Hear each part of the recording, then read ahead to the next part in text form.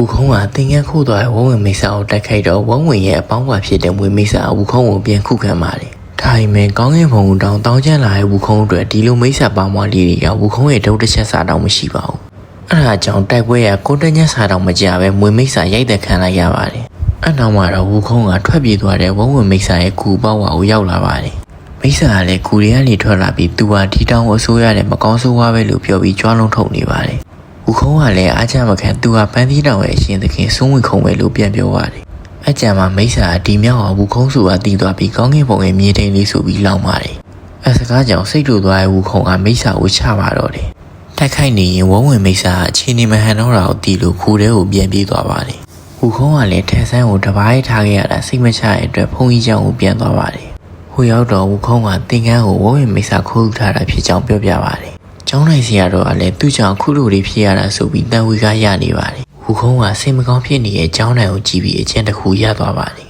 ။အနောက်မှာတော့ဝူခုံးကကျောင်းနိုင်စီရတော့ပုံစံဟန်ဆောင်ပြီးဝုံဝင်မိတ်ဆာစီသွားပါတယ်။ဖြစ်ရှင်တော့ဝုံဝင်မိတ်ဆာကသူ့ခိုးထားတဲ့တင်ကန်းကိုပြပွဲလုပ်ပြီးပျော်ပွဲရှင်ပွဲကျင်းပနေပါတယ်။ဝူခုံးရောင်ဆောင်ထားတဲ့ကျောင်းနိုင်စီရတော့ဝုံဝင်မိတ်ဆာကဘာလို့မို့သူ့စီလာလဲဆိုပြီးမေးပါတယ်။ဝူခုံးကလည်းမင်းနဲ့ငါတငယ်ချင်းအရင်ကြီးဖြစ်တာတော့မင်းကပြပွဲလုပ်တာငါ့ကိုမခေါ်ဘူးဆိုပြီးပြောပါတယ်။အချမ်းမှာဝုံဝင်မိတ်ဆာရေခွက်နေပြီးသူ့တပည့်တယောက်ကိုဖိတ်ခိုင်းလိုက်တဲ့အကောင်မရောက်သေးရနေပါပါဆိုပြီးရှောက်ပြောပါတယ်။ဒါပေမဲ့ဝူခုံးကတော့မိတ်ဆာပြောတာကိုယူမဆိုင်ပဲတင်ငန်းမြင်တာနဲ့သူ့ရဲ့မူလပုံစံအသွင်ကိုပြောင်းလိုက်ပါတယ်။မိတ်ဆာကလည်းဝူခုံးရောင်ဆောင်ထားတာကိုတီးတော့စတင်တိုက်ခိုက်ပါတော့တယ်။ဒါပေမဲ့ဒီတစ်ခါလည်းမိတ်ဆာကဝူခုံးကိုမရှင်းနိုင်လို့ကူထဲဝင်ပြီးထွက်ပြေးသွားပါတယ်။အဲ့ဒါကြောင့်ဝူခုံးကစိတ်မရှိတော့ပဲမူလတင်ငန်းပိုင်ရှင်ဖြစ်တဲ့ကိုရင်မဲတော်စီကိုသွားပါတယ်။ဝူခုံးကကိုရင်မဲတော်စီရောက်တော့ဝဝင်မိတ်ဆာတကောင်ကသူတို့ရဲ့တင်ငန်းကိုခိုးပြီးခရီးကိုနှောင်နှင်းနေအောင်လုပ်တယ်ဆိုပြီးတိုင်းပါတယ်။အဲ့ဒါကြောင့်ကိုရင်မဲတော်ကဒီကိစ္စသူဖြစ်ရှင်းပေးမယ်လို့ပြောပြီးဝူခုံးနဲ့အတူဝဝင်မိတ်ဆာရှိရဲ့စီကိုသွားပါတယ်